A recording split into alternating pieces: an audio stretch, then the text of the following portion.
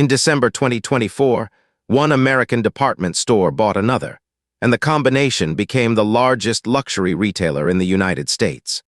18 months later, it was in a bankruptcy court in Houston. But the debt that put it there was not the debt anyone was watching.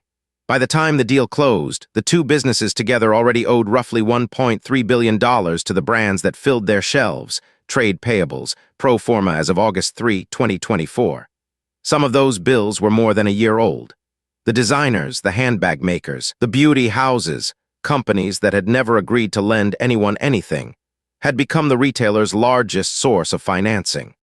This is the story of Saks Global, how a $2.7 billion acquisition, paid for with borrowed money at 11%, turned the people who stocked the stores into creditors, and how the stores ran out of the one thing a luxury retailer cannot fake: merchandise. No individual has been accused of a crime in connection with any of it. The company's restructuring did create a fund that may pursue civil claims, and no court has found wrongdoing by anyone. Everything that follows comes from court filings, bond offering documents, and reporting by credentialed news organizations. Saks Fifth Avenue and Neiman Marcus were not new arrivals. Saks opened its flagship on Fifth Avenue in 1924. Neiman Marcus was founded in Dallas in 1907. Bergdorf Goodman, which came with Neiman, has stood on the corner of Fifth Avenue and 58th Street since 1928. These were not chains that appeared in a boom. They were institutions that had already survived the Great Depression, the collapse of the American Mall, and the arrival of the Internet. What they had never faced was each other, on one balance sheet financed by debt. The logic of the deal was simple enough to fit in a sentence. Luxury brands were increasingly selling directly to customers through their own stores and their own websites.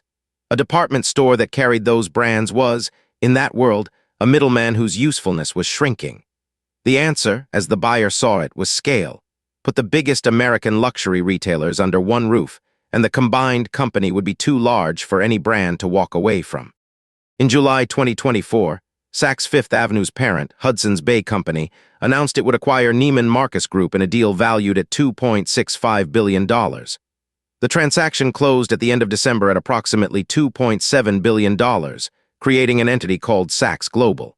It brought together Saks Fifth Avenue, Saks OFF Fifth, Neiman Marcus, and Bergdorf Goodman. Amazon and Salesforce took equity stakes as part of the closing. The financing is where the story turns. To pay for it, the company sold $2.2 billion of senior secured notes due in 2029, carrying an interest rate of 11%. That number deserves to be read slowly. 11% is not the rate a healthy retailer pays. It is the rate a lender demands when the lender has looked at the business and concluded that a great deal can go wrong. On $2.2 billion, 11% is roughly $242 million a year in interest alone. Money that leaves before a single handbag is bought for resale. But the bonds were only the visible debt. Underneath them sat a second kind of borrowing that appears on no bond schedule and pays no coupon. When a department store receives merchandise, it does not usually pay for it that day. It pays weeks or months later after some of it has sold. That gap is ordinary. It is how retail has worked for a century. The gap becomes something else entirely when it stops closing, when the money that was supposed to pay last season's invoices is spent on this season's interest, and the unpaid balance simply grows. That is what had been happening, and it did not start with the merger. In February 2025, less than 2 months after the deal closed, the company's chief executive, Mark Metrick, publicly acknowledged a backlog of unpaid vendor bills stretching back roughly 18 months. He laid out a plan to fix it. Beginning March 1, brands would be paid 90 days after their goods were received, and the past due balances would be cleared in 12 monthly installments starting in July 2025. Read plainly, that announcement said two things at once. It said the company recognized the problem. It also said that brands which had shipped goods in 2023 would not be made whole until 2026. For a while, the plan looked credible from the outside, and there were reasons to think so. Amazon and Salesforce had put equity into the closing. Two of the most sophisticated technology companies in the world had looked at this business and decided it was worth owning a piece of. The combined company was the largest luxury retailer in the United States by a wide margin. The argument that scale would restore leverage over the brands was not absurd. It was the same argument that had built the department store in the first place. And for a few months, the machine kept turning. Stores were open. Merchandise arrived.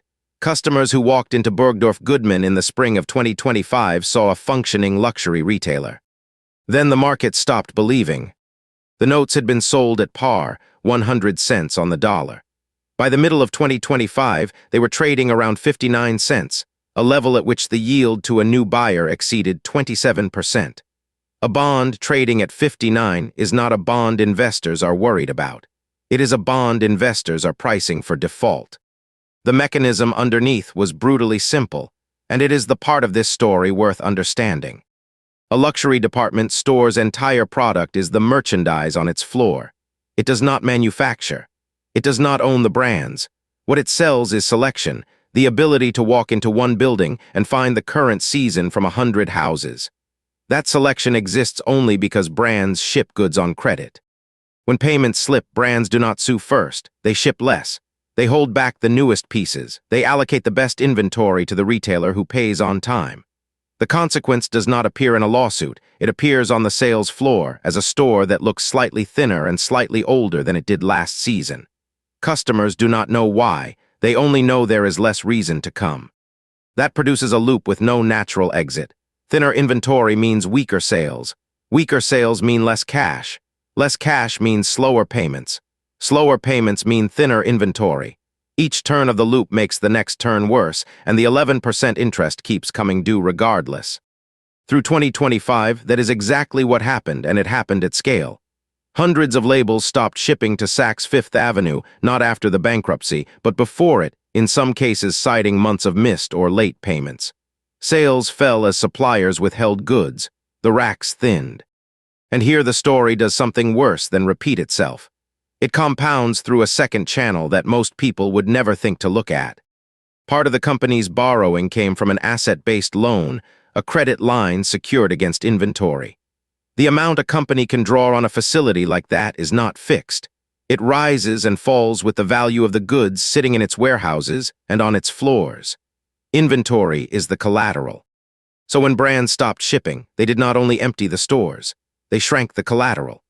In the second half of 2025 alone, the company took an estimated $550 million loss in inventory receipts, merchandise that never arrived. And that reduction flowed straight through to the borrowing base, lowering how much the company could draw at the exact moment it needed to draw more. That is the part worth sitting with. The suppliers were simultaneously the company's largest lender and the source of its collateral. When they lost confidence, both went at once. There was no separate reserve to fall back on because the reserve and the merchandise were the same thing. By the summer of 2025, the company was reworking its debt outside of court, an exercise that bought time and rearranged obligations without reducing the fundamental burden. Reporting at the time described the company scrambling to cover a June coupon payment. The end came quickly. On January 2, 2026, Mark Metrick stepped down as chief executive. 11 days later, on January 13, Saks Global filed for Chapter 11 bankruptcy protection in the United States Bankruptcy Court for the Southern District of Texas before Judge Alfredo Perez. Richard Baker, who had served as executive chairman and chief executive and who had led the Neiman Marcus acquisition, departed the same day. Jeffroy Van Riemdonk, who had previously run Neiman Marcus, was appointed chief executive. The filing put the company's funded debt at approximately $3.4 billion. To keep the doors open during the case, the company obtained debtor-in-possession financing, a committed package of about $1.75 billion, with roughly $1.5 billion from senior secured bondholders and about $240 million from asset-based lenders. A further $300 million was secured later in the case. Judge Perez approved the financing after the company addressed objections raised by vendors, who by then were both the largest group of unsecured creditors and the only reason there was anything left to sell. And then something happened that sounds like a contradiction and is not. The merchandise came back. Within weeks of the filing, brands began shipping again. By spring, nearly 500 labels, among them Burberry, Brunello Cucinelli, Brandon Maxwell, and Lafayette 148, had resumed deliveries, releasing about $1.3 billion in inventory receipts. By late in the case, more than 650 brands were shipping again, with roughly $1.5 billion in retail receipts released. The reason is not sentiment. It is law. Once a company is under Chapter 11 protection, goods delivered after the filing are treated differently from debts owed before it. A brand that ships into a bankruptcy has a far stronger claim on payment than a brand that shipped 18 months earlier and is still waiting. So the bankruptcy did the one thing the company had been unable to do for itself. It made shipping to Saks safe again. The protection that a filing is supposed to provide against creditors ended up functioning here as the only credible promise the business could still make to its suppliers. It is worth being precise about who paid for that. The brands that resumed shipping were made safer going forward. The brands still owed money from before the filing were not. Those older claims stayed where they were, at the back of the line. The restructuring did what restructurings do. It converted debt into ownership. The creditors who had lent into the crisis took control of what emerged. The equity that had financed the acquisition did not survive. On June 5, 2026, the court confirmed the plan of reorganization. Funded debt was cut by nearly 75%. On the same day, the court confirmed a separate plan, a plan of liquidation, for the entities behind Saks OFF Fifth.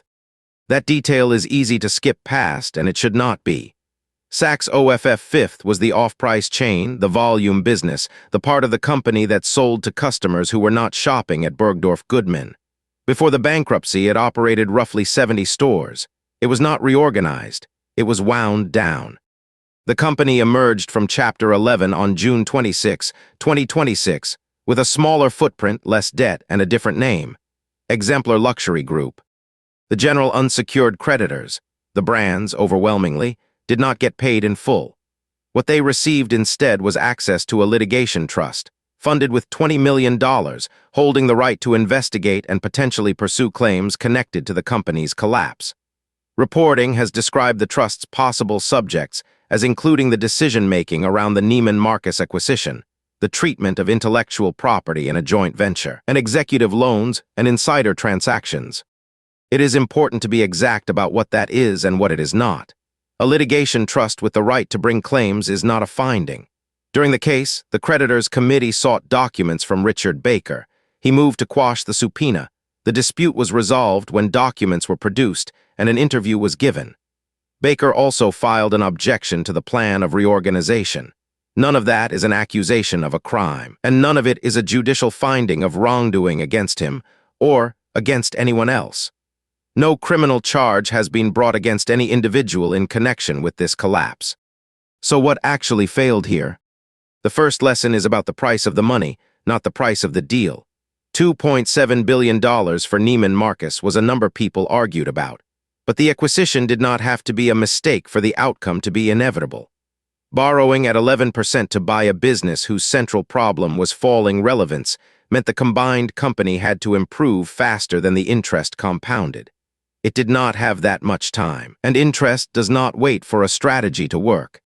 The second lesson is that supplier credit is real debt, and it is the most dangerous kind. It carries no covenant, no maturity date, and no headline. It does not appear in the leverage ratio that analysts quote, and unlike a bondholder, a supplier can withdraw its financing instantly and without warning, not by demanding money, but simply by shipping less.